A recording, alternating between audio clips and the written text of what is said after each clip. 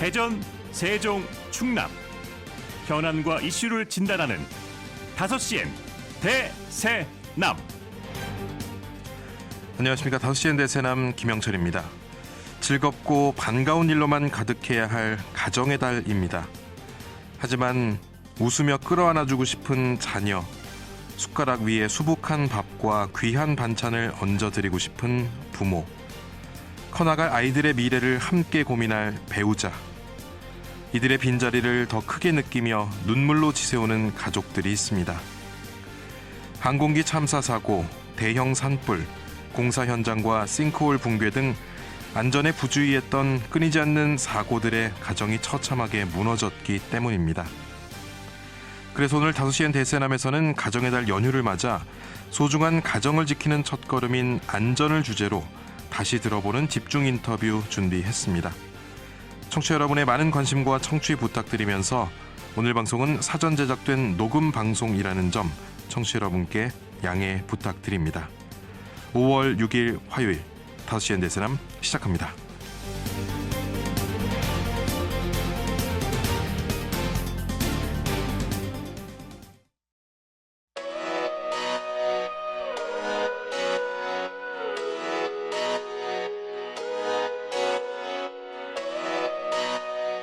다섯 시엔 대세남은 여러분의 참여와 제보로 이루어집니다. 단문 50원, 장문 100원의 유료 문자 샵 2309번, KBS 대세남 유튜브 채널과 페이스북, 카카오톡 채널 5시엔 대세남으로 참여와 제보하실 수 있습니다. 선정되신 분께는 모바일 상품권 보내드립니다. 여러분의 뜨거운 관심과 제보 기다리겠습니다. 5시엔 대세남 가정의 달 특집 두 번째 시간으로 마련한 다시 들어보는 집중 인터뷰. 오늘은 안전을 주제로 살펴볼 텐데요. 여전히 계속되고 있는 산불, 최근 들어 부쩍 늘어난 싱크홀, 수많은 노동자들의 목숨을 앗아가고도 멈추지 않는 건설 현장 붕괴 사고, 그리고 내내 우리를 아프게 하는 이태원 참사와 세월호 참사를 돌아보는 시간 마련했습니다. 먼저 지난 3월 전국을 불길로 휘감은 대형 산불부터 살펴보겠습니다. 지난 3월 말 우리나라 산불 역사상 가장 큰 산불이 경북 의성군 안동시, 영양군 청송군, 영덕군 일원에서 발생했습니다. 인명과 재산 피해 모두 역대 최대 규모로 파악됐는데요. 경북 지역에서만 여의도 면적 160배에 달하는 피해를 입었고 특화 작물인 사과 재배지 피해는 축구장 662개 규모와 맞먹습니다. 더욱 안타까운 것은 사망자를 포함해 수십 명의 인명피해가 발생했다는 건데요. 여전히 전국 곳곳에서 발생하고 있는 산불, 그 원인과 안전대책에 대해 한국산불방지기술협회 이규태 회장과 자세한 이야기 나눠보도록 하겠습니다. 전국 11개 지역에서 산불이 발생해서 정말 대형 산불로 번지는 그런 상황이었는데 산림청에서는 대형 산불의 주 원인을 기후변화 때문이다 이렇게 이야기를 하기도 하지만 원인을 아주 명확하게 좀 규명을 하기는 쉽지 않을 것 같아요. 어떤 원인 때문에 이번 이렇게 산불이 좀 크게 번졌다고 보십니까? 사실 기후변화가 아니라고 말할 수 없는 게요. 유엔 환경계획, 유엔 유네비나 유엔 식량농업기구 있지 않습니까? FAO 같은 데서도 전 세계적인 범위에서 기후변화 때문에 산불이 더욱 많이 확산된다는 이야기를 하고 있고요. 이런 것들은 이제 고온 건조한 일수가 증가한다든지 이번에도 그렇습니다. 바람이 굉장히 심하지 않았습니까? 근데 그런 거를 제외하고라도 일단 숲에 나무가 굉장히 많습니다. 이전보다. 그래서 우리 나무 심기 시작할 때보다 15배 이상 증가해서 믿기 어려우시겠지만 사실 한 헥타당 있는 나무량이 노르웨이보다도 많아요. 아, 좁은 지역에는 많이 심어져 있다는 말이군요. 그렇죠. 그러니까 건조한 상태에서 바람까지 또 이번 경북 지역도 그렇습니다만 산이 경사가 심하지 않습니까? 그러면 뭐 단순하게 생각하더라도 불이 빨리 확산할 수 있을 것 같고요. 또 하나는 이전보다 등산이라든가 또 숲 인근의 주택 이런 것도 많이 늘어났잖아요. 그런 사회 경제적인 요인도 있고 아주 특별하게는 헬기가 이번에 사실은 여러 가지 원인 때문에 산림청에서 보유하고 있는 주력 헬기 우리가 예. 불을 끌 때 가장 가까이에서 강력하게 불을 끄는 그런 헬기가 충분히 가동되지 못한 그런 예. 이유도 있는 것으로 생각이 됩니다. 예. 그 경북 울주군의 대운산 같은 경우는 뭐 소나무나 침엽수가 네. 한 30%, 화렵수가 한 70% 분포돼 있는데 전반적으로 봤을 때는 상대적으로 다른 울주군 지역에 비해서는 화렵수가 많은 편인데도 이렇게 대형 산불로 번졌습니다. 보통 침엽수가 더 불에 잘 타는 것으로 알려져 있거든요. 잘 타지만 사실은 예. 그 바람이 불고 불이 났을 때 화렵수라고 해서 예. 불이 안 타는 건 아니거든요. 예. 그러면 결국에는 숲속에 있는 나무의 양이 가장 중요하고요. 또 거기에 지형이나 기상 이런 부분들이 중요한데 예. 대운산 같은 경우는 언양하고 예. 온양에서 동시에 불이 났는데 예. 언양 같은 경우는 임도가 있었어요, 산에. 그러니까 빨리 그 진화할 수 있는 인력이 투입될 수 있었고 예. 대운산 같은 데는 그런 게 없었단 말이죠. 그러니까 불을 끄기 위해서 아래에서부터 걸어가는 것이 짧으면 뭐 1시간, 예. 길면 2시간씩도 올라가기도 합니다. 그래서 이번 대운산을 보면서 동일 지역인데 예. 숲의 나무의 종류나 그런 것도 물론 중요합니다만 전체적인 나무 양이나 아니면 불을 끌 수 있는 기반 시설이 있느냐 예. 이런 것이 굉장히 중요하다는 걸 반증하는 게 아닌가 그렇게 생각을 합니다. 예. 그러니까 지금 임도라고 말씀해 주셨는데 이게 산속에 이제 길을 내놓는 거죠. 그렇죠. 예, 근데 이게 그렇습니다. 산불을 진화하기 위한 임도 이런 것들은 지금 어느 정도 준비가 되어 있습니까? 우리나라? 더 해야 되는데 사실 쉽지는 않습니다. 근데 둘레길 할 때 그 산책하고 걸을 수 있는 이런 일반 임도도 있고요. 예. 또 산불을 진화하기 위해서 특별한 임도도 더 많이 필요합니다. 사실은 뭐 이야기할 수 없을 정도로 산림청의 자료에 보면 한 4만 킬로 정도를 놔야 되는데 예. 여태까지 2020년부터 해서 800킬로 정도밖에 못했다고 하네요. 4만 킬로미터가 필요한데 지금 800킬로만 만들어졌다 이 말씀이시군요. 그러니까 뭐 계획 대비 실적을 이야기하기도 사실 쉽지 않은 그런 상황입니다. 그래서 물론 환경적으로나 또 뭐 재해, 산사태 예. 같은 우려나 이런 것 때문에 산속의 이런 길에 대해서 조금 염려하시는 분들도 많지만 그런 것들은 인도 노선이라든가 아니면 타당성 평가 같은 거를 하는 이런 제도를 충분히 보완한 후에 예. 산속에 과감하게 길을 내면서 재난이라든가 산을 가꾸는 등산도 하고 예. 여러 사람들을 이렇게 이용할 수 있는 그런 시설에 대해서 좀 더 적극적인 관심이 필요하지 않나 그렇게 생각을 합니다. 예, 무조건 이 산속에 나무가 많고 숲이 빽빽하다고 해서 그것이 능사가 네. 아니라 이런 대비 사항도 좀 만들어 놔야 된다 이런 말씀이신데. 예, 가꿔주고 관리를 해야 되겠죠. 예, 근데 이제 대형 산불이 날 경우에는 아무래도 이제 헬기로 동원이 되는데 이거 좀 부족하다라는 말씀을 좀 해주신 것 같은데요. 어느 정도 동원이 됐습니까? 헬기 동원 숫자는 뭐 2022년 울진 때 하루에 90대씩도 들어가고요. 예. 우리 국가적으로 운영할 수 있는 게 거의 200대 가까이 됩니다. 군 헬기까지 또 소방까지. 예. 근데 이제 역시 산불을 잡는데 주력으로 사용하는 것은 산림청에서 가지고 있는 왜 제일 크게 이렇게 예. 모양이 이상하게 생긴 헬기 있지 않습니까? 예. 그게 이제 8,000m씩 담는데 그거하고 날개가 이게 땅으로 돼 있는 두 개 도는 그게 예. 까모프라고 하는데 이게 러시아제입니다. 근데 이게 러시아하고 우크라이나 전쟁을 겪으면서 예. 한 8대 정도가 정비를 못하고 이러면서 역시 주력에 약간 손상이 있었어요. 그래서 예. 물론 소방이나 군이나 또 지자체에서 임차한 헬기도 충분히 진화 역량이 있습니다만 역시 이런 공백을 메우기엔 좀 부족하지 않았나 그런 생각을 해봅니다. 예.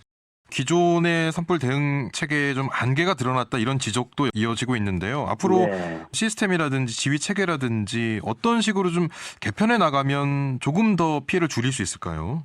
재난 및 안전관리기본법이나 산림보호법 이런 데 보면 예. 산불이 나면 시장 군수 또 시도지사가 중심이 돼서 현장에 통합지휘본부를 구성하도록 되어 있어요. 그래서 일부 언론에서 이야기하는 것처럼 지휘체계가 이원화되어 있거나 이런 것은 아니고요. 예. 문제는 현재의 이 통합지휘본부가 잘 운영되느냐의 문제인데 거기에는 우선 지방자치단체가 산불을 끄기 위한 인력이나 장비를 잘 갖추고 있어야 되겠죠. 그래서 일정한 숲이 있으면 어느 정도 인원이나 장비를 갖춰야 되는지 그걸 법으로 좀 정해놨으면 좋을 것 같아요. 예를 들면 청양하고 우리 고향의 이 대전 안에 있는 중심부에 있는 산림과 또는 산불에 대응하는 조직이 규모가 같을 필요는 없지 않습니까? 예. 그래서 그런 것들을 하나 하고 또 하나는 소방청이 당연히 이 현장 대책본부에 참여를 하는데 시장군수나 시도지사가 소방이나 소방기관들하고 긴밀하게 협력할 수 있도록 사전에 좀 훈련도 하고 또 문화재청이나 이런 관련된 기관들이 통합지휘본부에 적극적으로 이렇게 참여를 한다면 현재의 체제를 유지하면서 산불을 잘 아는 담임 공무원들이 한테 믿고 맡겨도 되지 않을까 그런 생각을 합니다. 예. 자, 마지막으로 지금의 대전, 세종, 충남 지역을 좀 보신다면 산불에 대응하는 이런 준비나 이런 것들은 어느 정도라고 보시는지 한 말씀 들으면서 마무리하겠습니다. 대전 충남도 안전지대가 아니고요. 2023년 홍성 산불 또 대전 산불을 보는 것처럼. 그래서 지금 현재 관련 기관에서는 비상근무 체계를 잘 유지하고 있다고 생각이 됩니다. 경북 산불 보면서 공무원만의 문제는 아니고요. 고온 건조하거나 강풍이 불 때 소각행위 하시거나 하는 거는 그냥 실수가 아니라고 생각을 해요. 분명한 위법행위고요. 이런 부분에 대해서 충분히 조심해 주십사 우리 지역에 계신 분들 그렇게 당부드리고 싶습니다. 예. 한국산불방지기술협회 이규태 회장과 대형 산불 원인과 안전 대책에 대해 이야기 나누어 봤습니다. 이번에는 최근 들어 부쩍 자주 발견되는 싱크홀 현상에 대해 짚어보겠습니다. 싱크홀, 갑자기 땅이 푹 꺼지는 집안 침하 현상을 일컫는 말인데요. 최근 전국적으로 잇따르고 있는 집안 침하 현상에 대한 시민들의 불안감이 커지고 있습니다. 법과 제도를 보완했다고 하지만 여전히 반복되고 있는 싱크홀 사고의 원인은 무엇인지 대전보건대 재난소방건설안전과 이동열 교수와 함께 짚어보도록 하겠습니다. 최근 광명 지하터널 붕괴를 비롯해서 서울, 부산, 대전에서도 크고 작은 싱크홀이 발생하고 있는데 최근 잇따르고 있는 이 싱크홀 사고를 교수님께서는 어떻게 보고 계십니까? 최근에 전국적으로 발생하고 있는 싱크홀 현상이 단순한 집안 침하를 넘어서 도시 인프라 취약성 그리고 관리 시스템의 한계를 드러낸다고 볼 수 있는데요. 싱크홀에 대해서 먼저 설명을 잠깐 드리면 이 보통 지하나 이 하수관로 등에서 유출된 물에 의해서 토사가 쓸려나가고 유실되면서 이 공동이라고 하는 텅 빈 공간이 생기고요. 그 공간 때문에 위에 있는 지표면이 부분적으로 꺼지는 현상입니다. 2024년 상반기까지 전국에서 2,000건 이렇게 우리가 싱크홀이라고 하는 것들이 집안 침하 또는 땅 꺼짐 이렇게 부르거든요. 이런 것들이 벌써 2,000건이 발생했다고 집계가 되고 있고요. 그 대규모 지하 공사나 노후 배관 그리고 도심의 과도한 포장 등이 복합적인 요인으로 작용을 하고 있는 것으로 저희들이 판단을 하고 있습니다.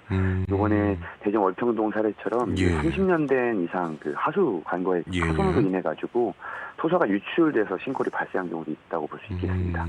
그동안 충청 지역에도 싱크홀 사고가 좀 많이 있었다고 들었는데 수치가 나온 게 있습니까? 예, 사실 요 싱크홀 사고가 계속해서 일어났는데 아무래도 이렇게 큰 사고가 발생하게 되면 그때 관심을 가지는 경우가 많거든요. 실제로 그 염태영 더불어민주당 의원이 그 국토교통부로부터 제출받은 자료에 따르면은 지난 10년간 충청권에서 발생한 싱크홀 건수가 345건이라고 합니다. 이 중에 대전이 130건인데요. 충남과 세종도 각각 33건, 11건 이렇게 발생을 했다고 나와 있습니다. 이걸로 봤을 때 충청권도 안전지대는 아니라고 볼 수 있겠고요. 근데 이제 이런 싱크홀 사고가 있기 전에 뭔가 좀 조짐이라고 해야 될까요? 전조 증상이 있을 것 같은데 혹시 확인되는 전조 증상이 있습니까? 싱크홀이라는 게 영상으로 보는 것과 같이 순식간에 발생하는 것처럼 보이지만 공동이 오랫동안 형성이 되기 때문에 그 이전에 반드시 전조 증상은 존재를 합니다. 다만 이 전조 증상이 초기에는 저희들이 이상하다 하는 정도의 느껴짐이거나 또는 눈에 잘 띄지 않다 보니까 일반 시민들의 입장에선 지나가치는 경우가 많거든요.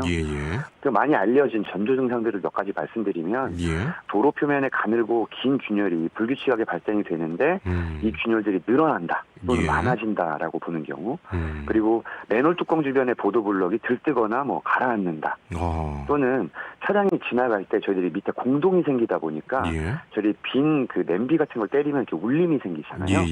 그런 것처럼 자동차가 지나갈 때 바닥을 때리는 현상들이 있거든요. 그러다 보니까 건물 내에서 이상한 울림이나 진동이 느껴지거나 또는 그 하수관거가 파손돼서 물이 새거나 하는 경우에는 악취나 습기 아니면 이상한 기류 같은 것들이 올라오는 경우가 있습니다. 이런 경우에는 반드시 구청이나 뭐 소방서 또는 관할 기관에 신고를 해가지고 일시 통행 제한을 좀 요청드리는 게 맞다고 생각합니다. 예. 싱크홀이 발생한 이후에 여러 뭐 관련 법이나 제도 마련이 됐지만 이후에도 계속해서 생기고 있는 상황입니다. 그 원인을 저희가 뭘로 봐야겠습니까? 복합 재난이라고 보시면 될 것 같습니다. 예. 사실 구조적인 측면에서는 가장 크게 이제 제기되고 있는 문제들이 노후된 상하수도관에서 흘러나오는 물 때문에 예. 공동이 생긴다라고 보는 것이 많거든요. 그래서 10년간 통계에 따르면은 한 42% 정도가 하수관 그리고 12%는 상수관 손상으로 발생을 한다고 보고 있습니다. 예. 특히 상수도관 같은 경우에는 수압이 상당히 높기 때문에 균열이 생기면 이 예. 흙을 쓸려 나가게 하는 힘이 굉장히 세서 예. 집안의 침식이 급속히 발생을 하고 공동이 생길 수 있는 확률이 굉장히 높습니다. 예. 그리고 이제 시공 품질도 좀 문제가 될 수 있는데요. 지하철 또는 이제 지하도 공사를 많이 하지 않습니까? 예. 그러다 보니까 뭐 다진 불량이라든지 시공이 불량하다거나 또는 우리들이 연약 집안이라고 부르는 말랑말랑한 집안을 안정화시키는 기간이 필요한데 예. 이런 안정화 시간들의 미비 등으로 인해서 주변 지방과 충분히 이렇게 단단하게 결합되지가 않으면 심화가 발생될 수 있습니다. 예. 그래서 전국에 있는 싱크홀 발생 원인의 뭐 17%는 이런 시공 불량에 기인한다라고 하는 연구 결과도 있고요. 예. 그리고 마지막으로는 저희들이 말씀드릴 수 있는 건 아무래도 도시화라고 볼 수 있겠죠. 저희들이 이제 급격하게 도시 개발을 하다 보니까 지하 공정이 굉장히 복잡해지고 있거든요. 인프라가 중첩되기도 하고요. 뭐 지하철이라던가 공동구, 통신선, 가스관 뭐 이런 것들이 지하에 굉장히 많이 있는데 이런 게 얽힌 상태에서 공사가 진행되면 정말로 예상치 못한 집안 변화가 발생할 수 있죠. 그래서 노후된 인프라라든가 시공 불량이라든가 도시의 구조의 복잡화라는 것들이 상호작용하면서 복잡하게 발생될 수 있다고 볼 수 있겠습니다. 예. 그러니까 이 상하수도관이 지금 어쨌든 밝혀진 바로는 좀 가장 큰 부분을 차지하고 있는 상황이 됐는데 그러면 이 노후된 상하수도관이 대전 지역의 경우에 굉장히 많은 것으로 나와 있거든요. 좀 대전 지역 현황을 어떻게 보고 계십니까? 대전시가 지금 아마 2019년도부터 3단계 노후관로 정비 사업을 하고 있는 것으로 알고 있습니다. 이 전체 하수관로가 한 3,600km 정도 되는데요. 이 중에 한 20년 된 이상 노후관이 2,263km로 나와 있거든요.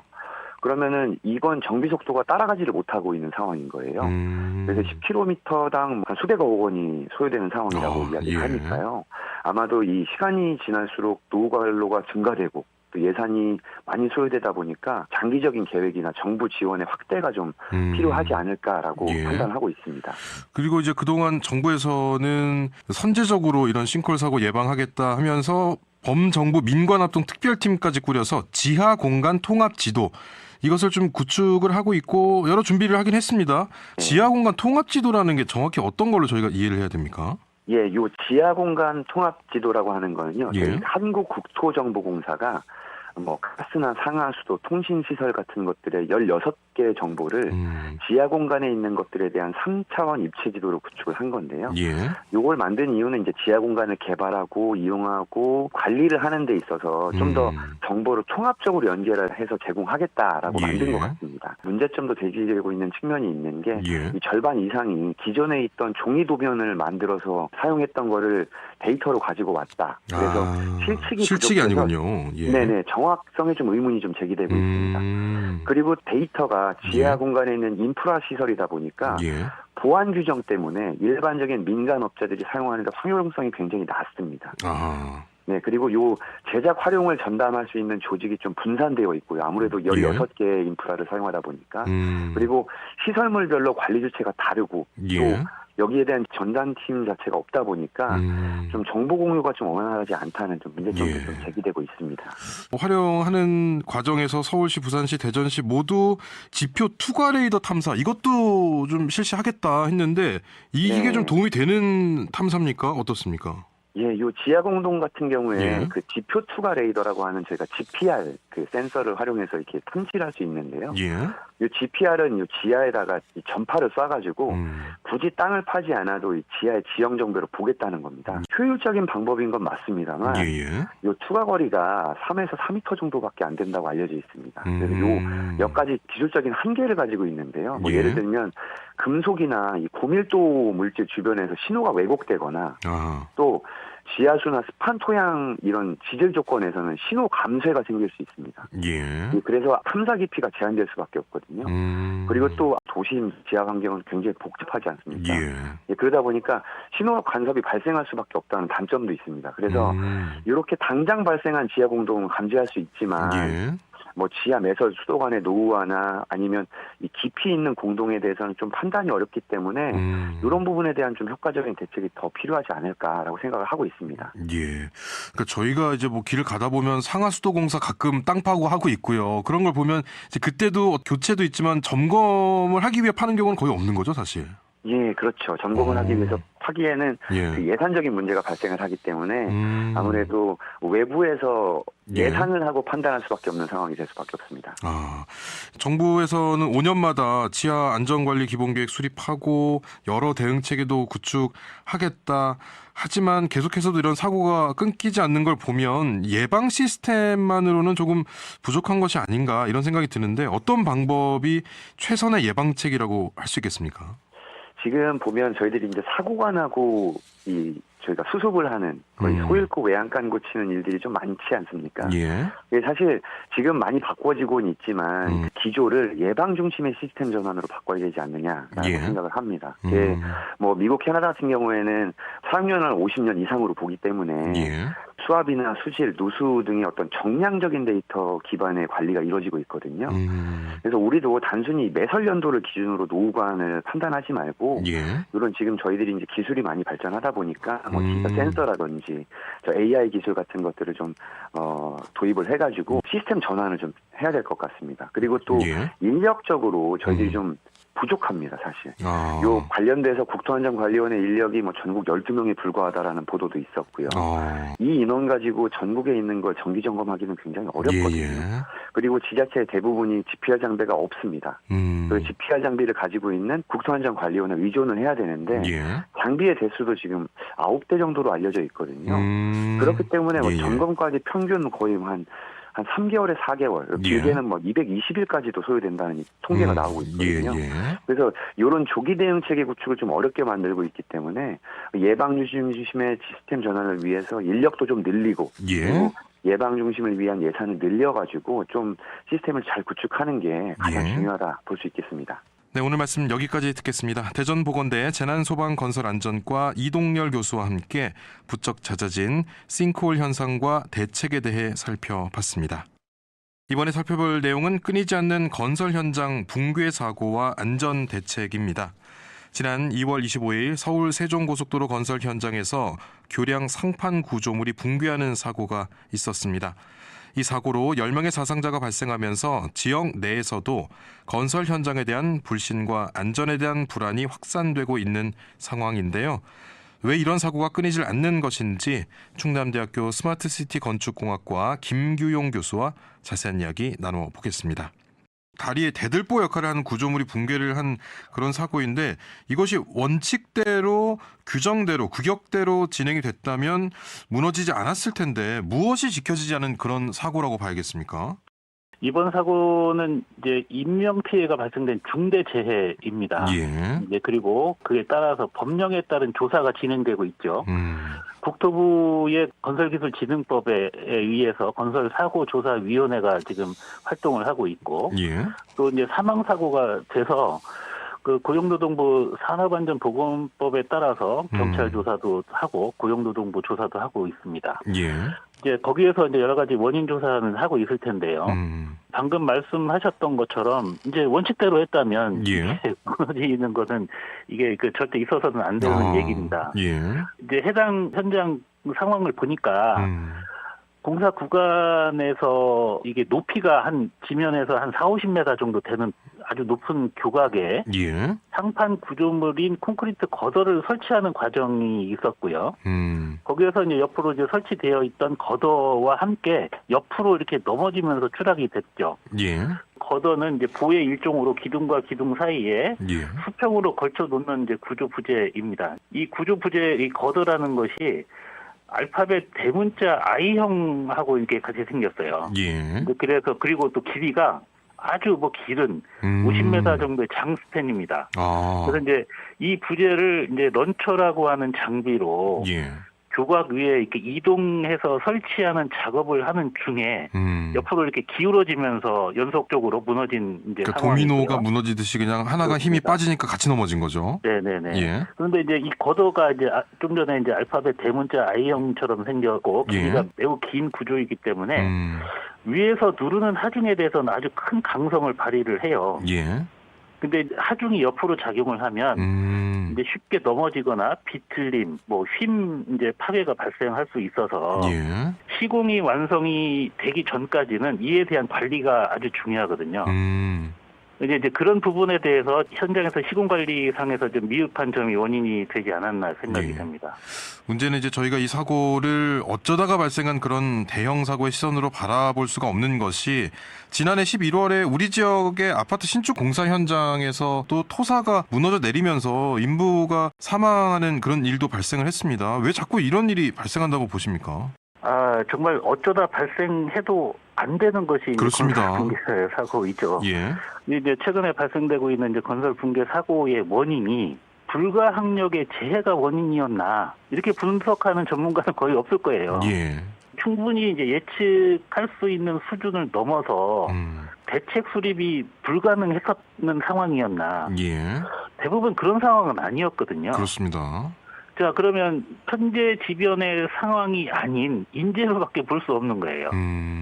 그리고 이제 시공 관리의 그 미흡이 원인일 것으로 대부분 이제 예측이 됩니다. 예. 뭐 유사한 건설 붕괴 사고를 이제 보더라도 작년도에 시흥의 교량 붕괴 사고가 있었는데요. 예.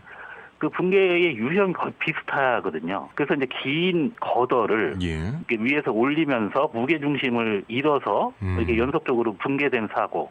자, 그런 것들이 이제 보면은 시공 단계에서 그 양중 작업으로 올렸을 때의 뭐 수직도나 균형을 유지하도록 충분한 검토가 있었는가. 그다음에 현장에서 이제 시공 감독이 철저했는가. 이런 부분들이 상당히 이제 아쉬운 거죠. 네, 좀 전에 말씀하셨던 부분들도 아파트 현장에서 근로자가 토사에 매몰이 돼 있는 상황은 이거 시공 중에 안전 규칙을 지켰으면 그리고 이제 그 안전 교육이 있었다면 충분히 이제 방지할 수 있었던 상황이 대부분이라고 생각합니다. 예. 근데 이제 공사 현장을 보면 또 인건비 절감하기 위해서 뭐 전문 인력을 조금 덜 쓰고 있다, 뭐 교육이 잘 안 된 인력을 쓰고 있다 이런 이야기들도 나오면서 건설 기준을 봤을 때 수준이 우리나라가 떨어지는 것이 아닌데 지금 떨어지고 있는 것 아니냐 이런 우려들까지 나오고 있거든요. 이 부분에 대해서는 어떻게 보십니까? 인건비 절감을 위해서 전문 인력을 쓰지 않는다라기보다는요. 현재 지금 건설 인력이 굉장히 부족한 상황입니다. 그리고 이제 숙련도가 높은 건설 근로자는 지금 거의 없다시피 하는 실정이거든요. 그리고 이제 건설 현장에 인력에 대한 수요와 공급의 균형이 깨진 게 오래됐다. 다시 말씀드리면 건설 현장에 참여하고 있는 인구 구조가 변화가 됐어요. 그래서 이제 일찍이 이제 건설 산업계에서는 이게 예측이 됐고 이 상황을 대비하기 위해서 뭐 기계화나 건설 자동화나 공정을 간소화시킨다거나 시공 관리를 디지털화한다거나 부단히 노력을 해왔는데 지금 이게 그 건설 산업이라고 하는 거는 이렇게 했음에도 불구하고 사람을 대신하기에는 역부족이다. 왜 그러냐면 이제 생산 과정이 이게 이제 안전적인 공장에서 제조하는 제조업과는 달리 건설 현장은 시공 조건이 매번 다 다르고 동일한 현장 시공이 있을 수가 없는 조건이에요. 그래서 이제 본질적으로 건설 시공 현장은 시공 과정의 어떤 특수성이나 불확실성이 매우 큽니다. 그 애로사항도 많습니다.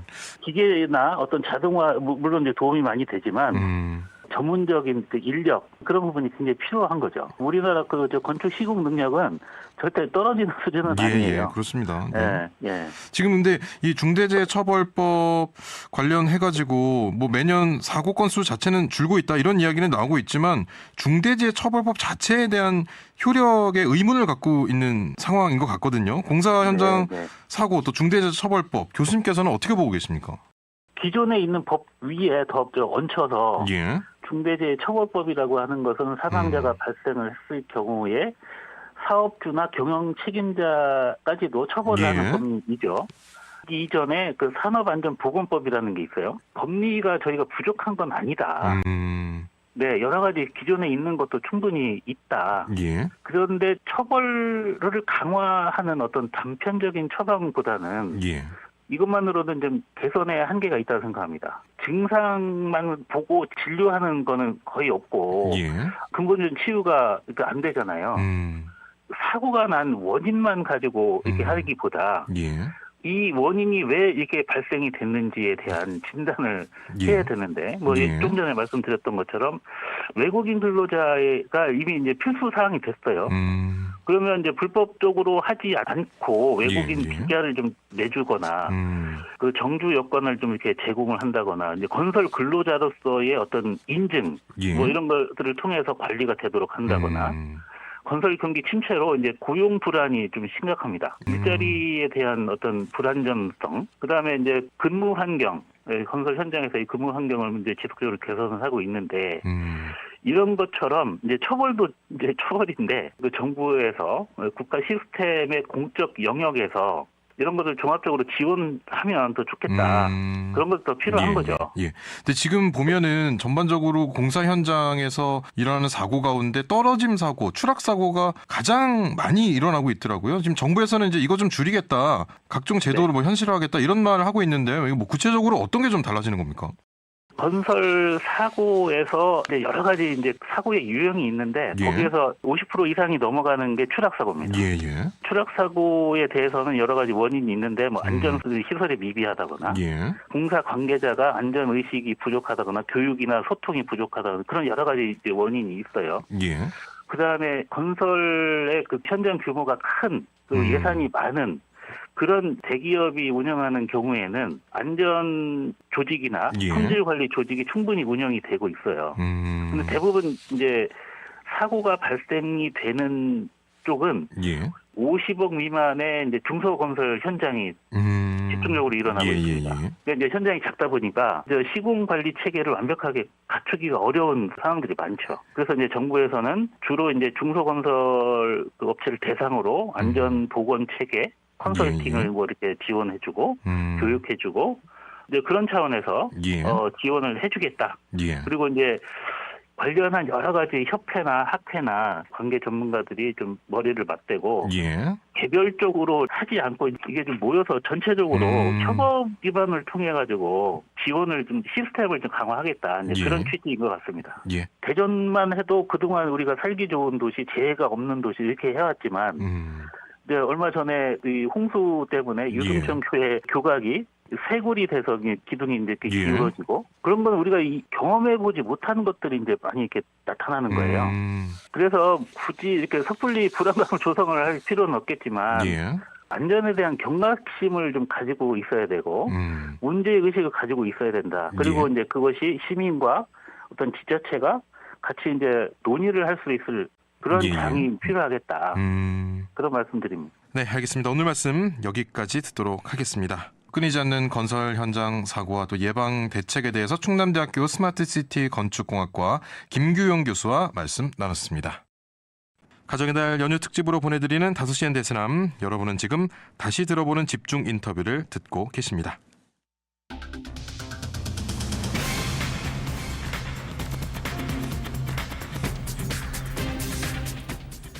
다섯 시엔 지역의 이슈와 현안을 진단합니다. 5시엔 대전, 세종, 충남 지역민의 목소리를 듣습니다. 5시엔 시사라디오, 5시엔 대세남이 있습니다. 가족의 달 연휴 특집으로 보내드리고 있는 5시엔 대세남, 오늘은 안전을 주제로 다시 들어보는 집중 인터뷰 함께하고 있습니다. 수많은 대형 참사의 비극들 가운데 우리 사회가 잊지 말아야 할 사고가 있습니다. 2022년 10월 29일 159명의 희생자가 발생한 이태원 참사, 그리고 11년 전인 2014년 4월 16일 299명이 사망하고 5명이 실종된 304명의 희생자가 발생한 세월호 참사입니다. 이 아픈 기억들이 과연 우리 사회 속에서 뼈아픈 반성문으로 작용하고 있는지 살펴봐야겠습니다.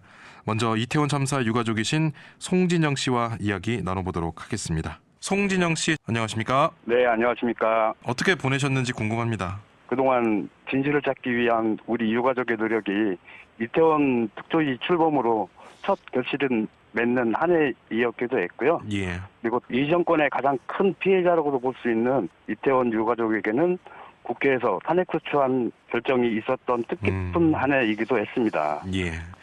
그런데 안타깝게 또 대형 참사가 일어났습니다. 이번 참사 보도로 접하셨을 텐데요. 어떻게 보셨습니까? 무한 참사를 보면서 예. 우선 꿈과 고유인의 명복을 빌고요.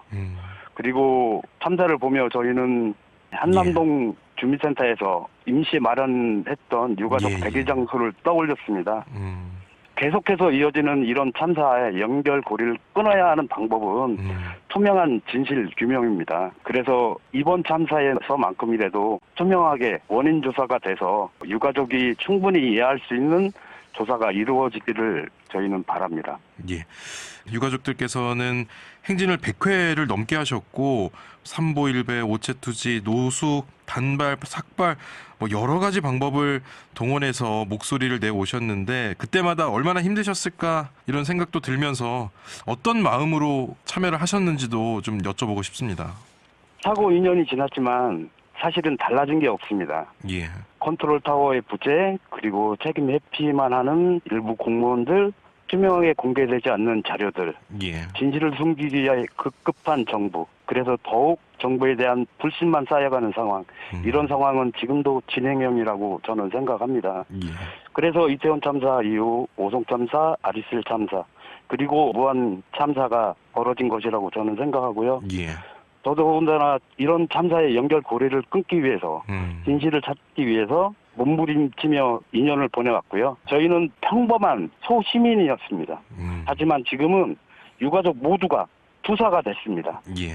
우리가 희망하는 것은 이태원 참사의 진실이 규명되고 책임자 처벌이 되어 세월호에서부터 이어오는 이런 참사의 연결고리를 끊을 수 있다. 다시는 우리 아이들처럼 허망한 죽음을 막고 저희 이태원 유가족 같은 피해자들이 나오지 않을 것이다라는 생각을 가지고 매 순간순간 임하고 있습니다.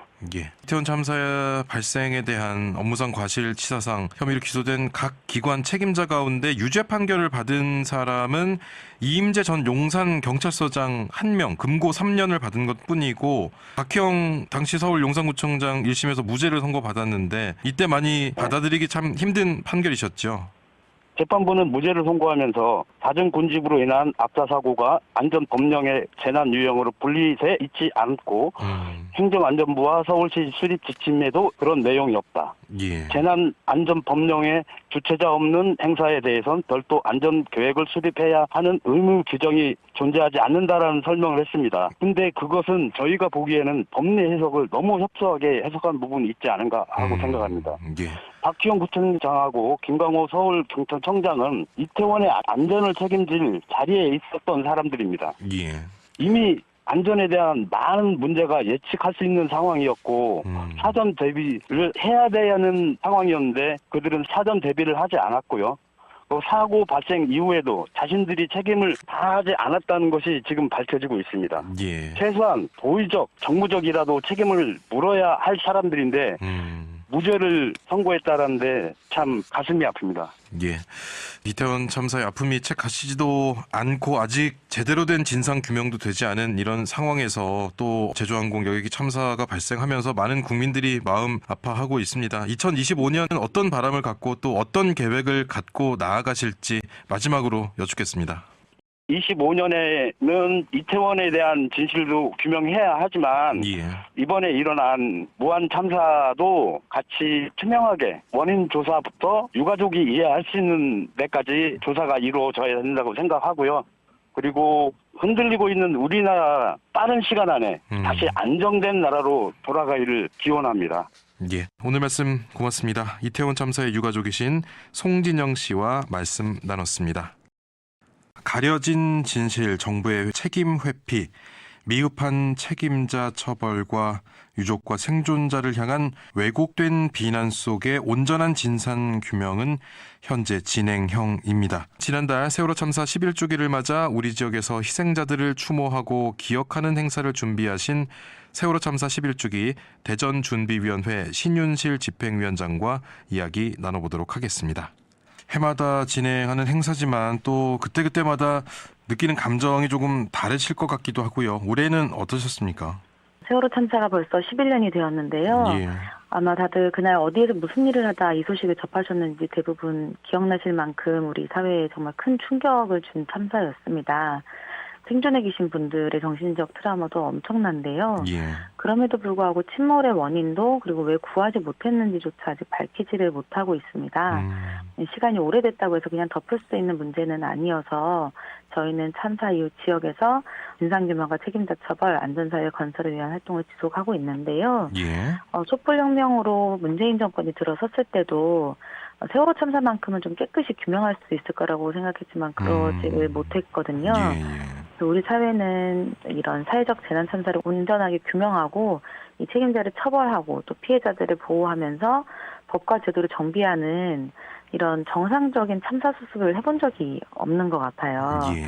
그래서 올해는 단순히 추모를 넘어서 세월호 참사 이전으로 돌아가지 않겠다는 사회적 약속을 다시 확인하고 재난 참사의 반복을 막기 위해서 재난 참사의 국가 책임 인정과 사과 그리고 그동안 진실규명을 방해해왔던 미공개된 기록물들을 좀 공개하는 걸 요구하고 있고요. 예.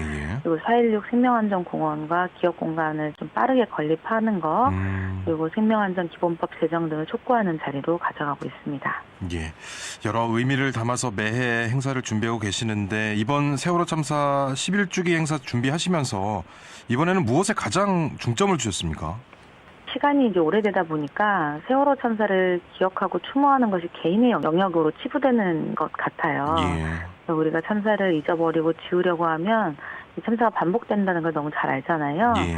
그렇기 때문에 시민들이 다시 기억하고 문화재와 시민 참여마당을 통해서 시민분들께 다시 한 번 더 좀 상기시켜드리는 그런 자리, 그래서 안전사회 건설에 대한 다짐을 시민들과 함께 나누는 곳으로 좀 주력을 두었습니다. 예, 그러니까 이 세월호 참사가 뭐 단순한 과거의 비극이 아니고 안전 시스템의 허점, 또 구조 실패, 책임자들의 무책임, 현재 우리 사회가 가지고 있는 심각한 문제가 모두 드러난 그런 사고라는 점인데 그럼에도 불구하고 어떤 책임자들에 대한 처벌과 사죄 이걸 받아내지를 못했습니다. 11년이라는 시간이 흘렀는데요. 어떻게 느끼고 계십니까? 저희도 이렇게 답답한데 유가족분들은 또 얼마나 답답하실까 좀 안타까운 마음입니다. 예. 그간 이제 특조위라고 알려진 특별조사위원회, 그리고 선조위라고 불렸던 선체조사위원회, 사참이라고 불렸던 사회적 참사 특별조사위원회, 예. 그 외에도 뭐 특검, 검찰 특별수사단 등등의 수사가 있었는데요. 그럼에도 불구하고 왜 진상규명이 안 됐는가를 보면 이 조사 기간 동안 정보를 쥐고 있는 세력들의 방해와 비협조, 시간 끌기가 너무 심각했고요. 이게 진상규명을 하려면은 제한 없이 관련된 증거를 다 열어놓고 봐야 정확한 결론이 나오는 건데 이걸 꽁꽁 숨기는 세력들이 너무나 많았습니다. 많이들 아시는 박근혜의 7시간 그리고 대통령 기록물로 봉인되어 버렸잖아요. 그런 것들이 이제 공개되지 않아서 더 이상 조사를 진척시킬 수 없었던 것들이 좀 있고요. 유가족분들이 가장 답답해하는 문제는 어떤 사고는 날 수 있다지만 그 큰 배가 바로 가라는 것도 아닌데 왜 해경은 선내에 진입할 시도도 안 했고 단 한 명도 구조를 못하고 지켜보기만 했는가. 근데 사실 이 부분은 당연히 원인이 정확히 나와야 되는 문제거든요. 근데 이 구조에 대한 방기, 참사에 대한 처벌은 세월호 선장하고 해경 123항정 정장뿐이었고 당시 해경 지휘부들은 모두 무죄를 받았습니다.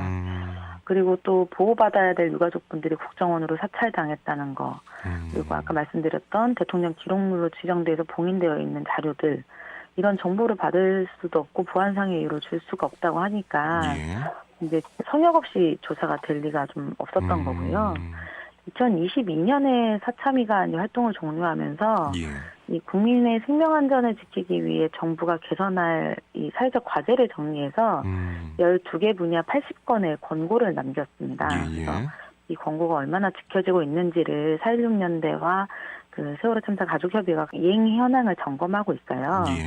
근데 저희가 이걸 평가한 결과 이행되지 않은 권고가 대다수이고요. 일부 이행된 것도 아주 형식적인 수준에 그친다고 지적을 하고 있습니다. 저희가 이미 지난 일을, 너무 오래된 일을 가지고 질질 끄는 거 아니냐 이런 질문하시는 분들도 있는데 이 시기쯤이 되면 세월호 참사에 대한 여러 보도, 영화, 행사들이 이어지는 이유가 전 여기에 있다고 생각해요. 예. 이 사회적 참사에 대한 진상규명, 그리고 책임자 처벌, 예방 대책이 세워져야만 우리 사회는 이제 당하는 사람만 불쌍한 사회, 우리의 안전을 지켜주지 않는다는 불신의 사회가 아니라 국가가 재난 참사로부터 국민을 지킬 수 있구나. 예. 억울한 죽음은 반드시 밝혀내는구나. 이렇게 점점 안전해지고 우리 사회가 좋아지고 있구나라는 이 나라에 대한 신뢰가 전 여기에서도 척도가 나올 수 있다고 생각하기 때문에 예. 반드시 진상규명이 가장 중요한 문제라고 생각합니다. 예. 그리고 뭐 11년 전이랑 뭐 단순 비교하기는 어렵겠지만 그때에 비해서 관련 정책이라든지 뭐 지원이라든지 이런 것은 변화가 좀 있었습니까? 어떻습니까? 시간이 갈수록 오히려 예. 지원 정책이 많이 줄어들고 있어서 참 답답한 마음입니다. 예. 윤석열 전 정부가 들어오면서 4.16 재단을 통해서 지원되는 부분들도 30%가 넘게 삭감이 되기도 했고요. 근데 이거는 멀리서 찾을 필요도 없이 대전도 마찬가지입니다. 그래서 세월호 참사 10주기였던 작년 대전시는 그 2024년 예산에서 세월호 참사 기억다짐 사업 보조금을 630만 원인데 이거 전액을 삭감을 했어요. 저희가 이 보조금은 조례에 따라서 배정이 된 거고요. 2021년부터 3년간 집행이 되었던 건데 문화재나 시민참여마당 그리고 현충원에서 오늘 진행된 기억식 같은 것들도 다 이 보조금으로 진행이 되었던 거예요. 근데 이게 큰 금액은 아니지만 이 조례와 보조금이 되게 의미가 있었던 건 이런 사회적 재난 참사에 대해서 대전시라는 지자체가 공적인 책임을 함께하고 있다는 상징적인 사업이었기 때문이거든요. 그리고 또 이 조례에는 대전시장이 세월호 참사 희생자를 추모하기 위한 공간을 조성하고 운영하고 이 참사의 교훈에 관련된 문화사업을 하도록 규정하고 있어요. 그런데 저희 단체에 통보도 없이 일방적인 삭감을 한 것이죠. 그래서 작년부터는 세월호 참사 관련 행사는 오롯이 시민들의 후원과 모금으로만 진행이 되고 있고요. 작년에는 기억식, 현충원에서 진행된 기억식에 안전정책과 과장님과 직원분들이 오셨었는데 저희가 작년에 그래서 이제 안전정책과를 만나서 예산을 복원시켜달라는 요청도 드렸어요. 반영되지 않았고 또 영식축제 관련해서 만세하면서 점프 뛰는 사진을 배포한 거 보니까 사회적 참사에 대한 지자체의 책임이나 소양 등을 아예 저버린 건 아닌가 하는 우려가 듭니다. 그러니까 올해도 그렇고 생명안전기본법 이거 제정해야 한다 목소리가 더 커지고 있는 그런 상황인데 우리 사회에 필요한 법임에도 불구하고 지지부진한 모습입니다. 이 상황은 어떻게 보십니까? 우리나라는 재난 참사가 워낙 많아서 그런지 참 무딘 것 같다는 느낌을 많이 들어요. 이렇게 소 잃고 외양간 고친다는 속담이 있는데 우리는 외양간도 못 고치는 이런 참사를 반복하고 있거든요. 이를 바로잡기 위해서는 이제 사람의 생명과 안전을 좀 최우선시하는 정책적인 변화, 그러니까 법적인 제도적 문제가 좀 해결이 돼야 되는데요. 그게 바로 생명안전기본법입니다. 앞에서도 말씀드렸다시피 4.16년대와 세월호 가족협의회는 그 올해 4개 중점 과제 중에 하나를 생명안전기본법 제정으로 정했는데요. 이 세월호 참사 이후에 생명안전은 국가가 책임지는 것이다라는 인식은 많이 퍼졌어요. 그런데 이러한 것들을 제도적으로 뒷받침할 법이 그동안 없었거든요. 이 법이 저는 꼭 필요하다고 생각하는데 그 이유는 세월호 참사 이후로도 뭐 저희가 다 아는 12구 이태원 참사, 오송 지하차도 참사, 제주항공 참사 많이들 안타까워하셨는데요. 지난해 1월에 행안부가 발간한 2022년 재난연감에 따르면은 2014년부터 22년까지 사회적 재난 사고는 174건에 달하고 있어요. 세월호 참사가 있었던 2014년, 15년에는 조금 감소했다가 계속 증가세에 있거든요. 이런 사회적 참사가 있을 때마다 늘 그 희생자 피해자분들은 2차 가해에 늘 시달리시고 또 진상규명 책임자 처벌 제거 방지를 요구하면서 삭발도 하시고 오체투지도 또 뭐 단식도 늘 이렇게 피해자가 극단적인 투쟁을 짊어질 수밖에 없었거든요. 그래서 이 생명안전기본법은 국가가 시민의 생명과 안전을 지킬 책임이 있다는 점과 또 이 책임을 다하지 못했을 경우에는 어떻게 책임을 물을 것인가를 명시하고 있어요. 예. 그래서 재난 참사가 벌어졌을 때 피해자를 어떻게 지원하고 그리고 진상규명 과정에서 피해자가 어떻게 납득할 수 있도록 참여를 보장할 것인지 그리고 세월호도 막 그랬지만 안산이라는 지역이 예. 공동체가 피해를 입었잖아요. 예. 이런 참사로 인해서 공동체의 피해가 벌어졌을 때도 국가가 이를 개입해서 해결해야 된다는 내용을 담고 있어요. 예. 이 법안이 2020년 11월에 처음 발의됐다가 이제 국회 임기 만료로 폐기되었고요. 올 3월에 다시 77명의 국회의원이 공동 발의하는 형태로 다시 발의를 한 상태입니다. 예. 이 법은 앞으로 어디에서 어떻게 벌어질 재난 참사로부터 우리의 생명과 권리를 보장할 것인가를 보여주는 법인 만큼 좀 남일이라고 생각하지 마시고 예. 우리 청취자분들께서도 좀 통과되도록 관심 많이 가져주시면 좋을 것 같습니다. 네, 말씀 고맙습니다. 지난 4월 16일 세월호 참사 발생 11년의 시간을 기억하면서 대전준비위원회 신윤실 집행위원장과 말씀 나눴습니다. 5시엔 대세남 가정의 달 연휴 특집으로 보내드린 다시 들어보는 집중 인터뷰는 여기까지입니다. 오늘 강조한 안전의 중요성을 되새기면서 모쪼록 가족들과 더불어 연휴 마지막 날 평화롭고 안전하게 마무리하실 수 있기를 바라겠습니다. 오늘의 끝곡 김광석의 그날들 전해드리면서 저는 내일 다시 찾아뵙겠습니다. 지금까지 김영철이었습니다.